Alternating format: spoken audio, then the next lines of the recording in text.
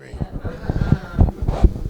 All right, once again, we're here at the National Association of Black Law Enforcement Officers with none other than Dr. Delacy Davis from the Black Cops Against Police Brutality, and someone that has been an inspiration even in the beginning of my start of journalism.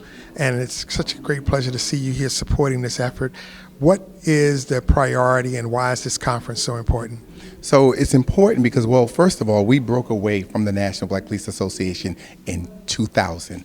And this group came together and said, we want to do some things that are germane to the work that is necessary for us on the East Coast with our community, and we wanted to do it differently.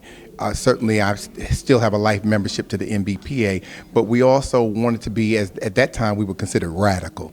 And what I tried to tell people is that Jesus Christ was radical, because anytime you go against the grain of the time, it's viewed through a different lens. And so the priority at this point is going back to basics.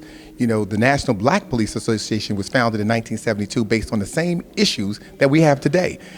Fairness, treatment, equality, mistreatment of the black community, brown community, poor people, women not being advanced, glass ceilings, police brutality. All of those things are still salient issues today, which says to me, as now an elder in this struggle, is that we failed to a large extent the generation that's coming behind us. In fact, some of the young people that I've mentored are now here as a part of this conference. And they were the folks calling and saying, hey, we really want to see you. And it's important that we do that because we need the continuity, we need the information, we need the knowledge base, and we need to not to have the same old fights that we had. We really need to fight differently. We need to fight strategically, because I believe that the systems that we're fighting, the institutional racism, the structural racism, people are afraid. They're afraid because this country is becoming blacker and browner and darker, and other folks believe they're losing something, and as a result, they're putting other systems in place, and they're blocking the success of our children and our children's children. And therefore, we have to collaborate to move away from. I think we need more than just folks who are allies. We need co-conspirators.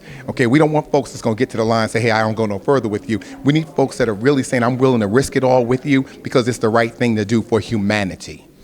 A lot of the exchange that goes on in the community is more focused on the way in which law enforcement still takes on an aggressive attitude towards protecting people. And in many instances, it seems as if blacks are more prone to being violated. How has that affected the ranks when it comes to African Americans in law enforcement? So I think that there are people in our community who don't want to be anywhere near law enforcement. They don't want to join the ranks. They don't want to participate. And then there are some of us in the ranks who don't like the people we serve. At the end of the day, what I say to folks all the time is that as retired Sergeant Cheryl Dorsey says at LAPD, all skin folk aren't kinfolk. Right? You know, the social reality is, as Kwame Ture would say, is that there's the law and then there's the social reality. The social reality is that these systems are still inherently racist at their core. I don't care what color the officer is. It's not so much that I'm not talking about petty individual racism. I'm talking about structures that have been set up to do now 100 years later what they still do, which is capture people, right? We're talking about slave patrols in the South and Union busters in the North. And it hasn't changed very much in the sense that we're still capturing black people and feel comfortable doing that. Officers in the ranks have to identify, who am I? Who do I want to be? What is my purpose? And what is my most recent evidence that I'm fulfilling that purpose? And that's got to be a question that we ask ourselves individually and collectively every day. And if you're not fulfilling that purpose, if it's not good enough for your child, it's not good enough for your mother, your aunt, your husband, your loved one, your granny, your auntie, then you shouldn't be doing it.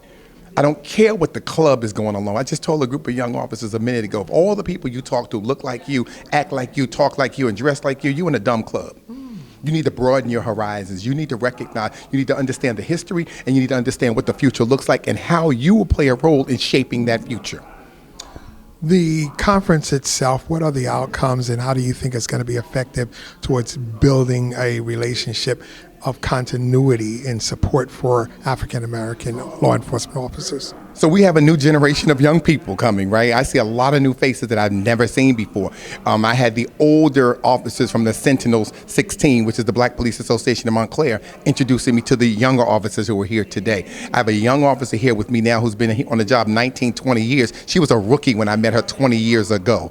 And so now she's here as a lieutenant representing. We have Matthew Fogg, who's a deputy marshal 100 years ago, retired, sued the U.S. government, won against the U.S. government, and now he's here teaching. We're right outside of his workshop. And so the continuity is there because the organization at least has the organizational science to hold on to the stalwarts of the struggle in the law enforcement community and introduce them to the next generation who hopefully will pick up this baton and run a faster race and a better race than we've ever run. My man, thank you so much. It's always a pleasure.